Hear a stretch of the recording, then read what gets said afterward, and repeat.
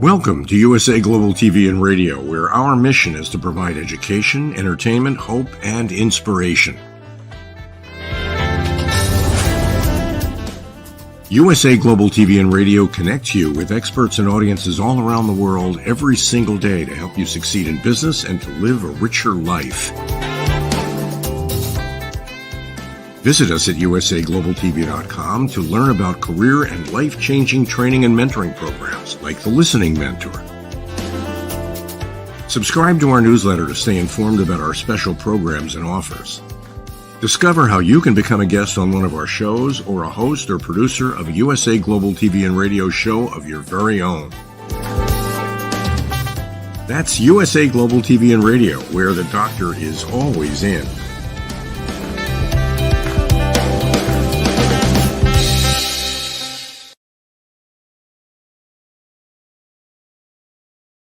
Howdy, y'all. Red.olaughlin here on the USA Global TV and Radio Network and the E360 TV Network. We're continuing our march down the road of STEM and health. STEM typically is science, technology, engineering, and math. But when I apply it to health, I change the acronyms of each one of those letters. So S now becomes stress, and that's what we're going to be talking about today. T for toxins, E for emotions, and M for mental. All four of those have some level of control that will make our physical health better and our longevity more enjoyable. So let me go ahead and take a moment here and quickly load up the slides for today. Okay, come on. There we go. Disclaimer. I'm not a doctor, never worked in that field, never worked in the pharmaceutical industry. I'm a researcher. I research the human body at the cellular level. Chemically speaking, I look for cause and effect relationships. Treat a cause, fix a problem. Treat symptoms, and you'll always be treating symptoms. That's what I specialize in. I write about it, I speak about it.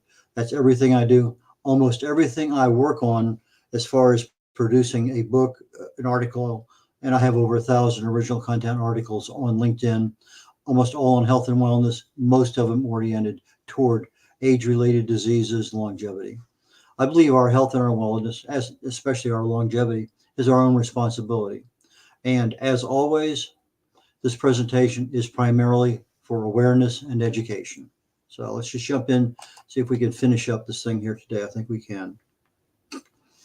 We left off last week on stress, and the next thing that was important, what are some of the physical effects of stress? Well, the first thing that you're going to have is your heart rate's increasing, your blood pressure is increasing, and over time, your risk of heart attack and stroke increases. The risk of continuing high blood pressure increases. So you have stress, and then you have long-term stress. So if something stresses you out, somebody just barely missed you driving in the car, going through a red light, that's stress. If you have a boss you can't stand, and every single day you have to go in there, that's a longer term stress, something you don't have as much control over. And then, of course, you have the stress of some major catastrophic event, loss of a mother or something like that, loss of a child. Those stresses bury deep inside us, and they last a lot longer. Our immune system is a physical effect of stress. It becomes weakened. Our risk of infection increases. And some of these things I'm going to talk about a couple times. So the introduction here is fine, but I want to get into a little bit more detail. The digestive system, that's really where our healthy body's at, is in our gut. And when we start looking at what happens, the gastrointestinal issues, diarrhea, constipation, upset stomach, all of those things create a problem.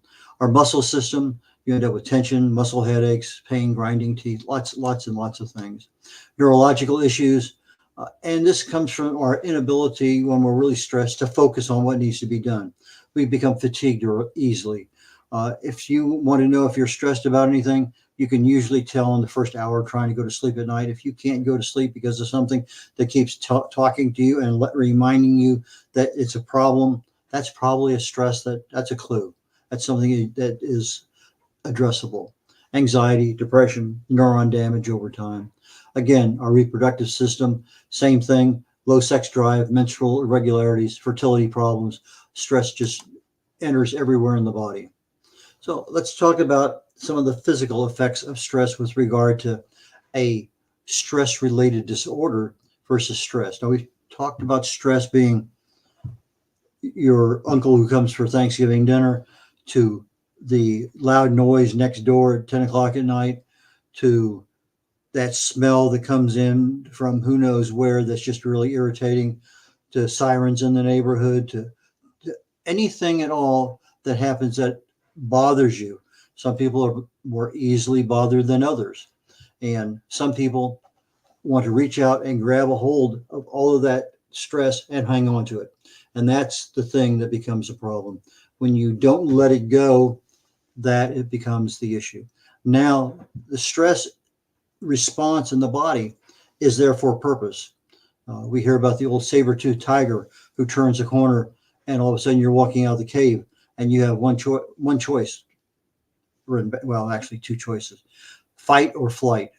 And that choice is instantaneous. And your body has to be literally ready that quickly in order to take off running or grab something and fight. So that fight or flight response is something that's been ingrained into you for hundreds of thousands of years, forever. And when you look at stress being, I got a teenager in the house, whatever's going on, you're late for here. Lots of things create stress, but you have things that are stress-related disorders. Maybe it's the traffic that you got to face every single day, a coworker, financial problems. Stress-related disorders are things that build up over time. That same stress is there day in, day out. You can't get rid of it. Now you have a slightly different kind of stress on the body that becomes a longer term stress. If I take the stress in and I let it go, fine, it's gone. I may still need a little stress management, but I don't need the same level that if it's a major part of my body that now I'm starting to have problems. I do need the increased blood pressure. I do need the increased pulse rate because I don't know whether I need to fight or flight.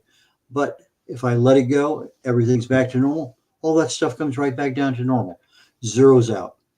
But now you also have that, let's say that you're in a war environment, and this can happen just as easily here in the United States with an automobile accident, cancer, stroke, all sorts of things happen all the time to us. And this PTSD, post-traumatic stress disorder, is a major level. So if our stresses are here, then all of a sudden we have a stress-related disorder we can't get rid of, and this PTSD is way up there. And it's I wouldn't say easily treatable.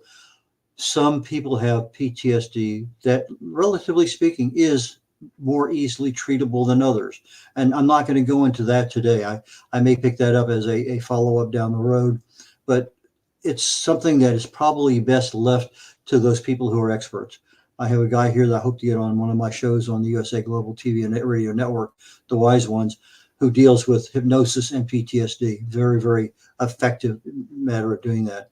I have another lady that does a rapid eye movement treatment that works very well for PTSD. But there are a lot of things out there. So seek professional help in that particular case. However, when I start looking at stress and autoimmune disease, something that is not something that I expect, but I know that, to me, if I know I'm having gut disorders, that can lead to a lot of things. There's dozens and dozens of different kinds of autoimmune diseases and responses. Does stress really cause an autoimmune disease? Well, actually, there was a study done, I think, October of 2020, that says pretty definitively stress is really strongly suspected as a cause of autoimmune disease. And when you start looking at the number of times people have been diagnosed with autoimmune disease, and you go back and say, well, what caused it? What did this? They can't find anything in 50% of the cases. But they weren't looking at stress at that point in time. So if I look at stress-related disorders, again, not a PTSD, something just beyond, your neighbor's dog barking for 3 hours constantly. The stress-related disorders is that high level of stress that you won't let go of, that stays with you all the time. And when you start looking what happens there, your neuroendocrine system, your hormones, cause your cytokines to disrupt. Now, cytokine is part of your immune system. It's a protein in there that really provides stability to your immune system. And when that disruption occurs, that's when you end up with immune system dysregulation. That's when now incidents of anything can happen. If you were exposed to a lot of childhood stress, the incidence of autoimmune disease appears to be higher. Again, something that happened a long time ago, playing out today. We know that stress does impact our gut because the intestinal barrier is, when you measure it, there are different things happening at different levels in that layer between the intestinal wall and your immune system and your blood supply. That stress leads to what they call microbiota dysbiosis, which means that everything that is supposed to be normal is not. Your flora, your fauna, everything that's in your gut is topsy-turvy, not good topsy-turvy. Increase in intestinal permeability. And I've talked about this a lot with gluten in the past, and to some cases casein with milk. These cause an increase in the whole size of the permeable membranes in your intestinal wall and allow undigested foods to pass through that, which creates a problem for your immune system, which can create another autoimmune issue. Increases intestinal inflammation that can lead to systemic inflammation. Now, systemic inflammation is your whole body, not just your intestines, but your whole body. And stress is literally cellular level stress all over your body is the lowest level that your disease starts at. If you have chronic low level cellular stress over time, long time, you're going to end up with a lot of things: obesity, diabetes, high blood pressure, depression, cardiovascular issues, asthma, Alzheimer's, and many, many, many, many, many things. The real key to understanding this, I think, at least to me, is you have this thing is called the activation of the HPA. The HPA is your hypothalamic pituitary adrenal axis. Now, your hypothalamic is in your brain, your hypothalamus, and it really creates a stability of hormones, and that's your hormonal control. But if you end up with a little bit of out of kilter, now you start having a problem with a dysregulation, emotions, things start to creep in. So you get a little finger in the emotional end of things. The pituitary, also in the brain, now is a much bigger thing. It's controlling hormones. It's a much bigger control on psychological stability of the body, of the brain. But now you take those two things up here that's sending out messages, hormones, amino acids, proteins are being communicated to say, go do this. Well, one of those communications down the axis is to your adrenal gland. Well, the adrenal gland sits right on top of your kidneys, and your kidneys are what release certain controlling mechanisms for potassium and sodium, but it also triggers the adrenal gland that when you're stressed, it says, hey, get that cortisol going, get the adrenaline going, get the norepinephrine going, and all of a sudden your axis is talking down and everything's being activated in your adrenal gland. That adrenal gland is now sending out, it's causing the stimulation of cortisol, and then your bloodstream starts preparing for fight or flight. And this is what happens. Your brain senses something, it sends a message down to the adrenals. The adrenals respond by saying, hey, kidneys, give me some communication to activate all this stuff. Kidneys talk to the adrenals. They start pouring out cortisol, pouring out adrenaline. Now your heart rate goes up. Everything starts preparing for fight or flight, literally instantly.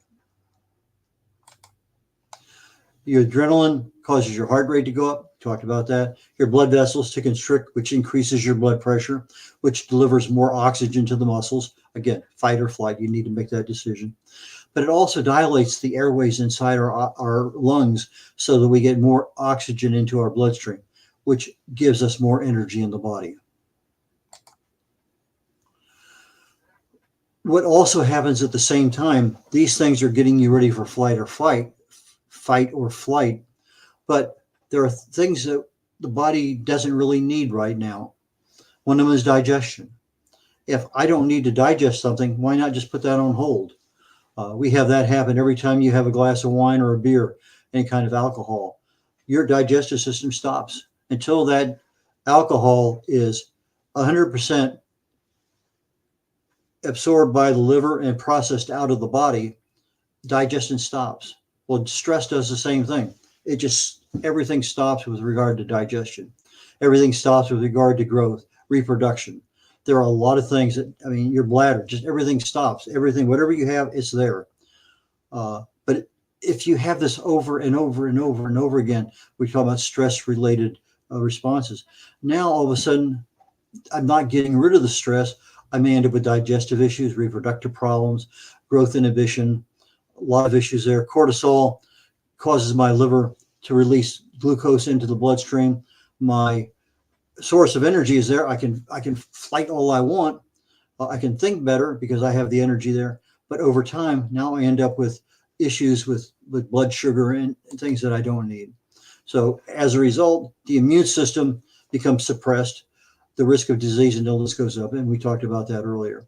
But the brain function impact is over time. Instantly it helps, but over time I end up with structural and functional problems that impact my body. Memory issues, learning problems, emotional issues, mood changes, a lot of issues that the fight or flight mechanism is fine for right now. Just don't keep it 24/7. The recognition ability, in other words, again, we're looking at, maybe a better word is symptoms. What are the symptoms of stress? Something that we can relate to. Well, if I have difficulty making decisions today, and 6 years ago, I didn't, and I'm in the same job doing the same thing, I'm in the same house, same environment, maybe that difficulty is a stress-related issue. I used to be able to concentrate and be able to do crossword puzzles or Sudoku or read or take enjoyment in something else. And now all of a sudden, my concentration isn't there the way it used to be. It's harder to achieve and maintain. My memory fades. I had more difficulty. Well, what did I have for dinner last night? Well, that might be 2 or 3 things. But what about this person? I know that person. I just can't remember their name. There's a lot of things when your memory starts to play tricks on you. Yeah, it could be early onset something, dementia, but it could also be just an accumulation of stress over time. And we do know that stress has an effect on the ability to start the pathway for Alzheimer's. Constant worry and dread. If my brain, because of my pituitary and my hypothalamus, are controlling the stability of my psychological reactions, and I end up with anxiety and I end up with stress, if I end up now in that situation of constantly worrying, I'm having a problem that can easily be attributed to a long-term stress issue. Nail biting, irritability, picking, itching skin, these are all symptoms. Grinding your teeth, clenching your jaw. Sometimes people have bursts of anger. Sometimes people just can't get out of their own way. Fatigue. We have things that we talk about that are instantaneous. If it's an episodic stress, the episode caused that stress. You bump into somebody that you really and truly don't like, and you can't get away from them for a couple of minutes, and you'll walk away, and that's all your conversations about how much you don't like that person. That's an episodic stress. If you get to that red light, and all of a sudden you can't go through the green light because somebody blocks you with their on the phone, that's an episodic stress. They can lead over time, if you don't get rid of them, to tension headaches, to migraines, increase in blood pressure, hypertension, chest pains. There are many things you can do, but that episode should end right there. You shouldn't take it with you. That should be something, okay, it happened. Thank you very much. End of story.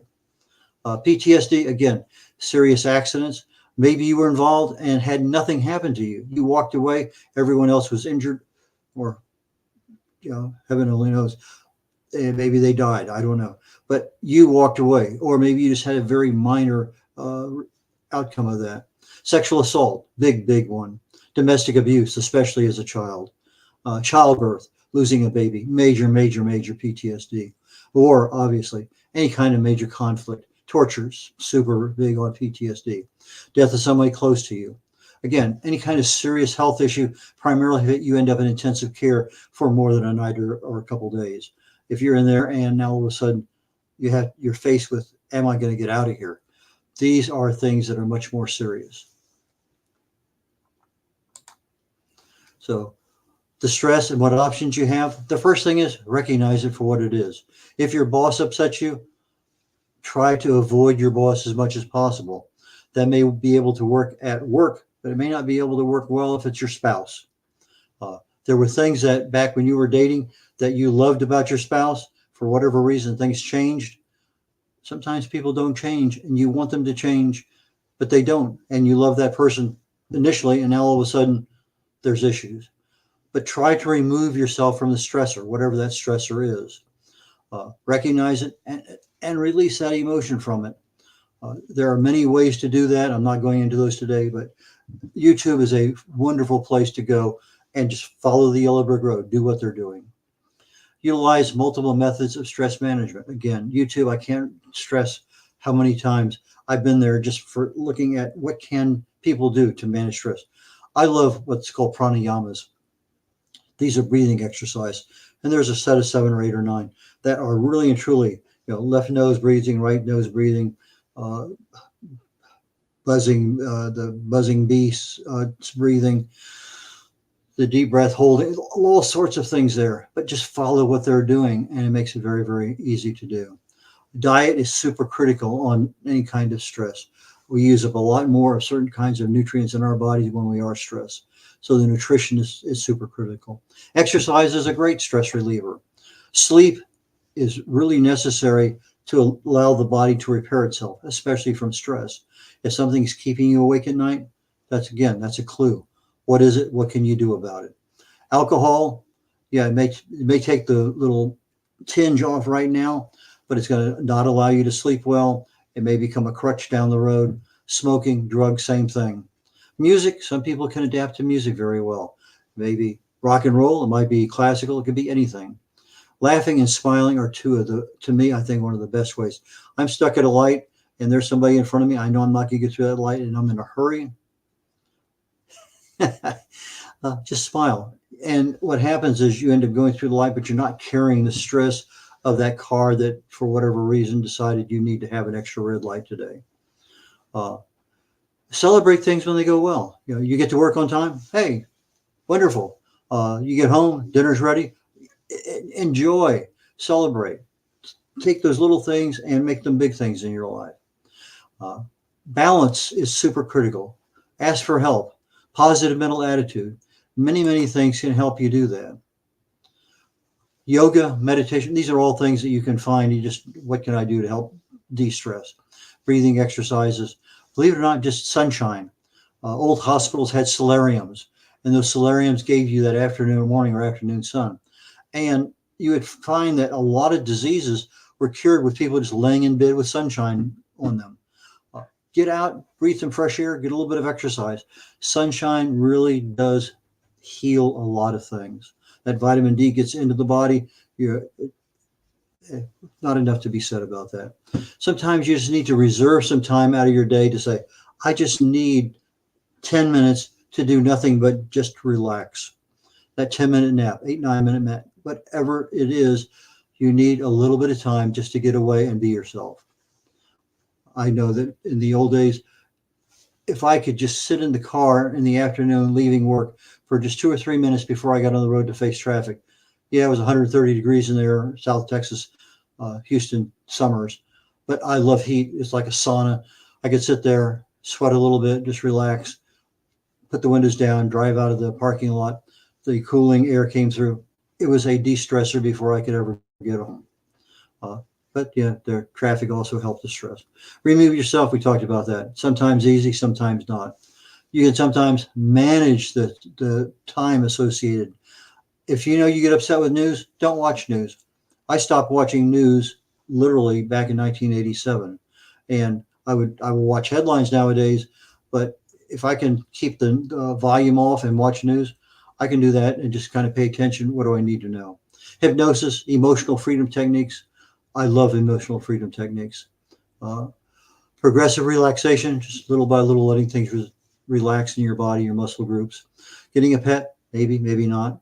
Chocolate, any kind of comfort food, but beware, there's an issue. Too much is not an, so moderation. Alcohol, again, it can be part of the problem. So if you're looking at what is the cause, what is the symptom, sometimes visualization can help with regard to, okay, I can see that but not get upset. I can see that person and not get upset. So look at the cause, look at the symptom, and visualize yourself not responding accordingly. Visualization is a great technique to help you in many aspects of your health. Hugs are worthwhile, truly.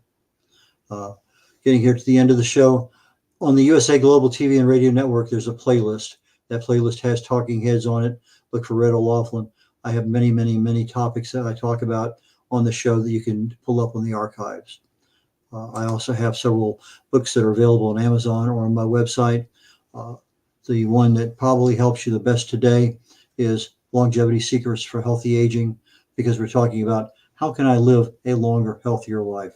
There's two primary causes of aging, your telomere length and your human growth hormone production. Both are easy to control, but out of control, the ability to live a nice, healthy, long, functional life diminishes more rapidly. So until next week, take care. We'll catch you then. Bye now.